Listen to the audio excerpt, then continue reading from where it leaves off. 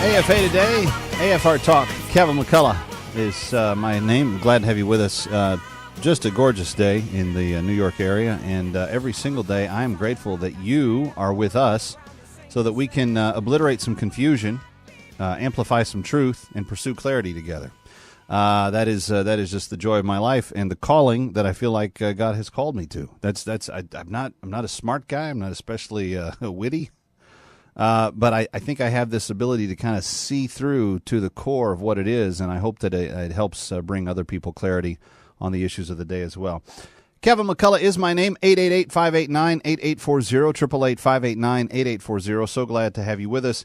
And we're taking your calls because Trey Gowdy was named yesterday the newly announced special committee head to probe Benghazi on the federal level. And there's some question now as to whether or not Democrats will boycott the committee or participate in the committee.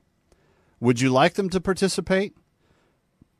I think there's a lot of people that predict that they will boycott, and I think from a purely political perspective, the advantage is to boycott, because then they'll sit back in the cheap seats and throw tomatoes and say boo, and they won't be forced to look at the evidence. Nobody will be. 888-589-8840, and the media will cover up for them wholeheartedly. They just explain. They'll just give their side. Well, Democrats think that the Republicans are a bunch of poo-poo heads, so that's why should we participate in the committee? That's what they'll say, not word for word. That'll be the gist of it. And I'm not a partisan. I want people to come together around ideas. I don't care if you have a donkey or an elephant on your jersey. The substance of your ideas are what I am after. And so the idea that we can be satisfied with not knowing many, many significant questions being answered, and whether or not, by the way, those questions do get answered, and whether or not the victims' families ever get answers to some of those basic questions, I think is rather significant, and I think it's something that we need to press forward on. So that's my opinion on the Select Committee. I'm interested in yours. 888-589-8840, 888-589-8840. Let's go to Steve in Texas. Hi, Steve. Welcome. Hey, thanks for taking my call. Sure thing. Well, I'm glad that they've appointed this fellow, but I'm really skeptical that anything will become of this. I think you're right. The Democrats will refuse to participate in this, and then they'll do all they can to try to foul things up. But one issue that I've not yet heard about this whole situation is I kind of wonder if maybe they wanted the ambassador killed, and this was just a convenient way of getting rid of him. Why would you assume that, Steve? Well, some of the stuff that was apparently going on over there with the CIA and some of that, maybe he was about to pull the plug on that whole deal and make it public, and they decided, hey, rather than let that happen, let's just take him out of the picture. So, But if all of that was going down and and the administration was involved and he's the administration's guy, don't you think he would have been in on whatever their strategy was? Don't you think he would have been part of that? Well, he may have known about it, but that doesn't mean that he thought it was a good thing.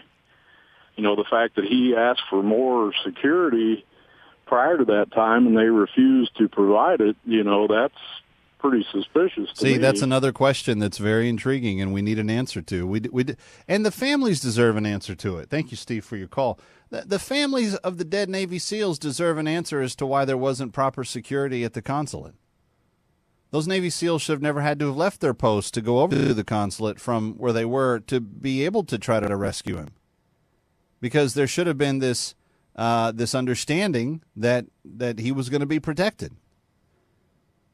And I'm not jumping to the conclusion that our government had the ambassador knocked off because there was some sort of arms for secrets deal going on or something like that. There may be. But I don't have enough evidence to support that. But one thing I know is that there are questions that would be helpful if we got answers to.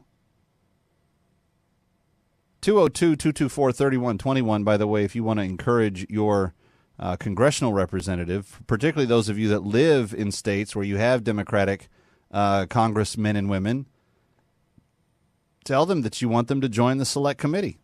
That you're not asking them to side against anybody or to side for anybody, just to participate in the committee as a part of the democratic process of trying to find truth. 202-224-3121. 202-224-3121. Especially if you have congressional Democrats serving in your area or in your state. Call their offices. That's the main switchboard, but then name the name of the congressman or woman that you're wanting to be connected to and tell their office, I want you to participate in the select committee. I want you to agree to be on it. 202-224-3121, 202-224-3121. Let's talk to Georgia calling from Arkansas. Hi, Georgia.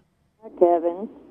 Have you ever been told that your name can geographically confuse people? Because if you're Georgia but you're in Arkansas, that confuses me. I thought about that when I called.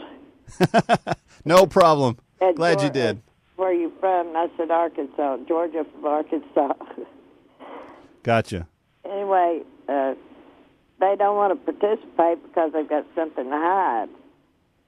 And what I really called about, the lady that called in and said Obama said something about his Muslim upbringing, that's not the half of it. One Sunday morning, can you understand me? I can't hold the phone I can. I hear you loud and clear, lady. Go right ahead. Okay.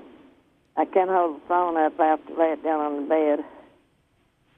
Anyway, one Sunday morning I was listening. I think it was, I can't remember sure which one it was, but the one it was, it shocked me that he smiled when Obama said, my Muslim faith. And he smiled and said, you mean your Christian faith? That should have been enough to tell people right there what he really is. But, okay, so, Georgia, I appreciate that, and thank you for the call, and we'll let your arm take a rest. But I don't know about that. Has anybody ever misspoken before? I mean, he's not hidden the fact that he spent some time in some Muslim schools when he was in Indonesia. We all know that. We know that he has deference for Islam, but he says he's a Christian. He says that he's a Baptist or whatever it is that he is now. I don't know that without more evidence than the slip of a tongue that I'm ready to go, oh well, he's a secret agenda Islamic radical that's trying to push jihad on America. I'm not saying it can't be possible. I don't see evidence for that. What I do see evidence of is a hardened anti-colonial desire to humble the West and to make sure that America doesn't think higher of herself than he thinks they should. I do see that. I don't know if he's trying to turn us all into radical Muslims. I could be wrong. I just don't see evidence of it. 888-589-8840. Clancy is in Louisiana. Hi, Clancy. Welcome. You're on with Kevin McCullough. All right. I appreciate the show. The couple callers back hit it pretty close, and you said something. When this first happened, they had a couple of networks, talk shows, talk about there were supposed to be some personnel ground-to-air missiles somewhere in that vicinity. Okay? I heard it one day on the talk shows. Haven't heard nothing else about it until now. Haven't heard anybody saying anything about it. Now, I may be wrong. Correct me if I'm wrong. But it seems like that would be a reason for them to be held back if our government was trying to give them to whatever group of people it was over there, and the ambassador didn't agree with it, and everything went bad. So the best thing to do is ignore it for 6 months. With this regime is good about putting time in between things that happen so people forget, because we've got to go on with our life. But please, somebody start asking questions about them ground-to-air missiles, and excuse me for not knowing the correct name of them, but am I right or wrong about that? Was something said about that? Well, I've heard several different theories, and surface-to-air were one of them that I heard about. But, without people of authority answering simple questions about some of this stuff, we're going to be left with is speculations. And that's why a select committee, this doesn't have to be a hardcore, you're going to jail kind of investigation. If people are willing to cooperate and come in and say, hey, here's what we were trying to do. We were trying to effect peace by arming these people and limiting these people. That's something we've done in the past. Both parties have done it when they've been in power over periods of different time. Just make the case. Tell us where the president was. Tell us why we denied help to our people repeatedly throughout the evening, so much so that the Navy SEALs, when they did go, they broke orders to get there. By the way, safely rescued everyone except the ambassador, and then ended up dying in a firefight later at the compound. But I mean, these guys were heroes, no doubt about that. But there deserves to be an answer for what happened.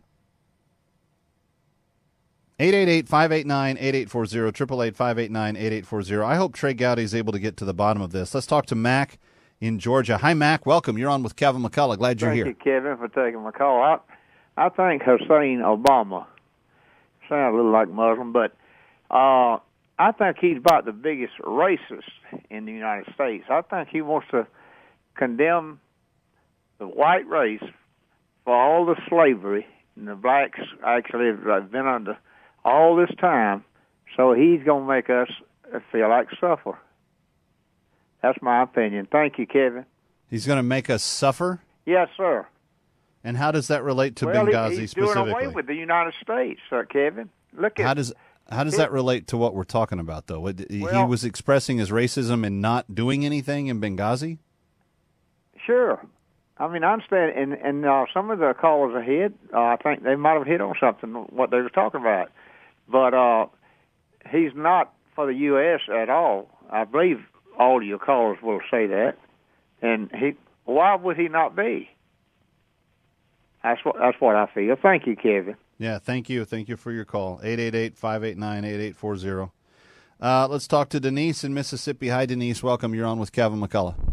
Hey, Kevin. Thank you for the great job that you do on helping to keep us informed. Well, we try.